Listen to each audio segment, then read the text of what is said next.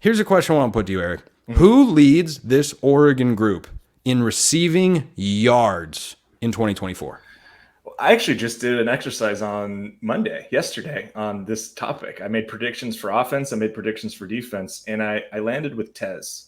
And I landed with Tez because I think he's going to be the leader in receptions too. I think you found last year that he's not just a slot receiver. And I actually don't know if people have talked about, like, could we see him more on the outside with a bigger player at slot? Like Trayshawn played a little there. Gary's not huge, but Gary's clearly a capable slot receiver. I just wonder how much they'll mix and match him. But I think it's pretty clear he's way more dynamic than just like, this is a sloppy comparison. But I think people think of Tez, they think of DeAnthony Thomas in terms of just like small, explosive guy.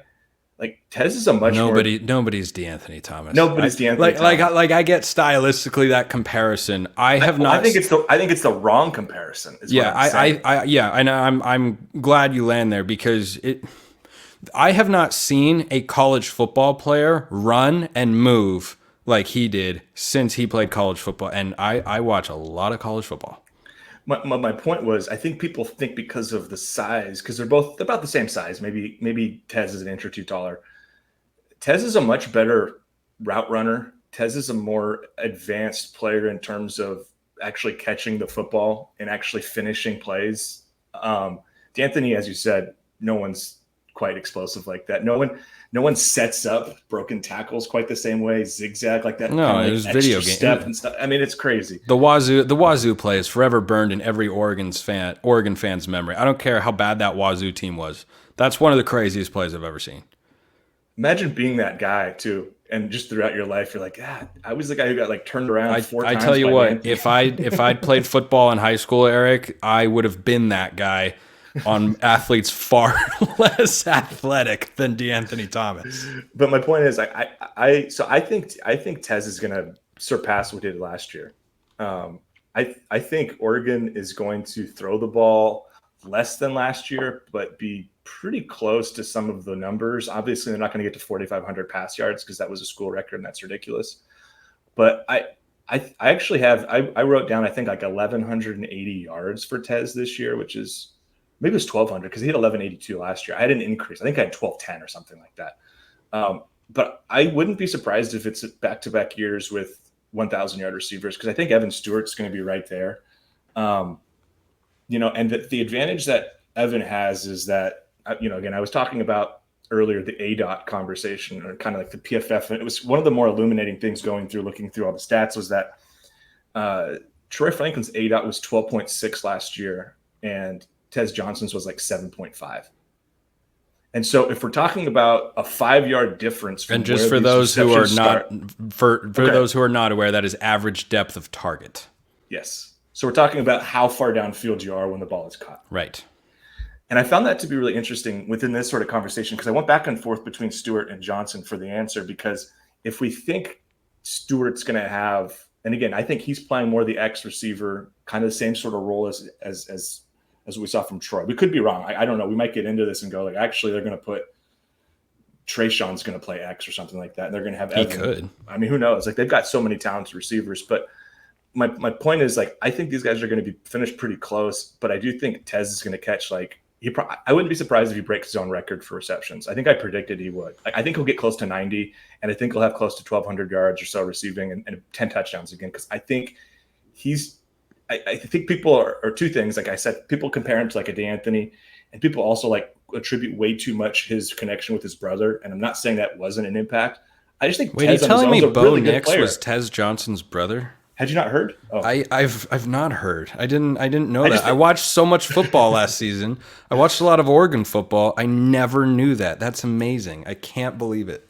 I think that was a really cool story and really fun. I think it also, in a lot of ways, was reductive to how good Tez is. So that's my Tez Johnson's going to set the world on fire angle. Yeah, I think that angle is absolutely plausible. I don't feel like incredibly confident, but I'm 51-49.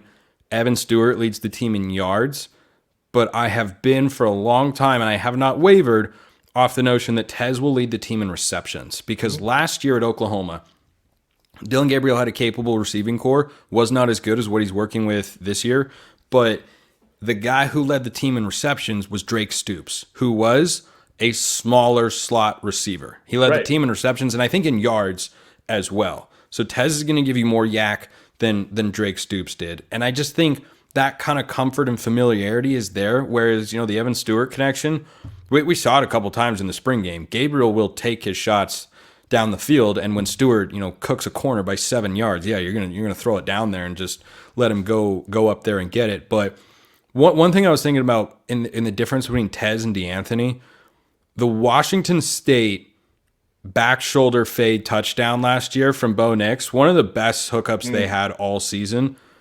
That I think is the difference between a DeAnthony type and Tez Johnson, is he can make that play. Now, are you going to do that, 40, 50 yards down the field? Maybe not, because he's not a super big-bodied receiver. But is he capable of doing that? Does he have those sorts of ball skills? Yes, and that's why I think when you say he leads the team in yards, he, surpasses his total from a year ago. I got a comment from a listener on the show making a prediction that Tez would have 700 more yards than he had a year ago. And at first I was like, oh my gosh, that would be crazy. But then I thought about it like, well, Troy had 1,400 yards. What if Evan Stewart only has 900 or 1,000 yards? What if Evan Stewart gets hurt a couple games? I think he's battled injuries a couple times in his career. Like what if it doesn't, click immediately and he's just a good player, but he's not the same focal point that Troy Franklin was? Then I think those targets, they could go to Trayshawn Holden because he's a bigger body guy on the outside. But they could also just all go to Tez, and he's such a good route runner, and he's so great after the catch as well that, yeah, I could see a big year coming.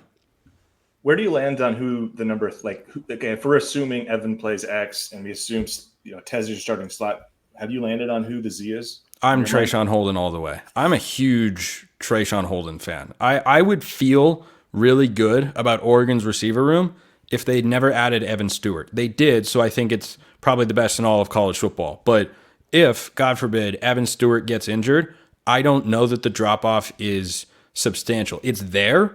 I just don't think the offense is suddenly missing a piece the way, if you go back to 2018, for instance, you take Dylan Mitchell out of that offense and they don't score points. Sometimes they didn't score for an entire half with Dylan Mitchell there. But if you took him out, you did not have the horses to match that production. I think Holden is a number one capable guy. Before Lanning arrived, I think Trayshawn Holden would have been probably the number one receiver on any Mario Cristobal team. Probably. That would be my guess. Johnny Johnson early in his career struggled with drops. Jalen Redd, not a number one guy. Devin Williams, he's good. He's solid. I think I'd rather have Trayshawn. I think he's more explosive. See, I started with Gary just because Gary was the guy last year. Because Gary started over him, and then the more I thought about it, I've come back to, I think Trayshawn makes more sense for a couple of reasons. A, if you're going to start Gary, that's 3 5'11" or shorter receivers. And yeah, because Evan's going to be listed at 6, but he's not. No, he's not. And Tez pointed it out in the first interview in spring too. He was like, he's shorter than I thought, and I was like, yeah, I agree. You're right. He is. Short Kings, baby. Short Kings for the win. So that's why I kind of think just size-wise, I don't know if you want to start with 3 sub 6 guys, especially when you have 3 or 4 pretty legitimate 6'3" type body types or more. Obviously, Kyler's 6'5", 6'6". So I land there, and then I also think, I also think that Gary worked in the slot all spring, from what I saw, and so I think that makes sense. I think that's where he's best. And I don't know why. I guess I'm just confused on why Trayshawn was behind Gary last year, other than Gary's a way better blocker. And maybe it's as simple as that. But they played a similar snap count, and Trayshawn was the more productive pass catcher all season. If you look at the stats, and you can look, if you want to give credence to PFF grades, they agree. So I think I land there too, and I think it stylistically makes more sense, assuming Trayshawn is able to block better. Not that he was bad, but Gary was I think PFF's second best run blocker on the team aside from offensive line. He was people thought. If you go watch some of the screen passes Oregon set up last year to Tez, Gary will move dudes out of the way. Yes, so he provides value, but yeah, Trayshawn does I mean, maybe who cares? Maybe who cares who starts? They're both going to play a lot. But I just was wondering where you land.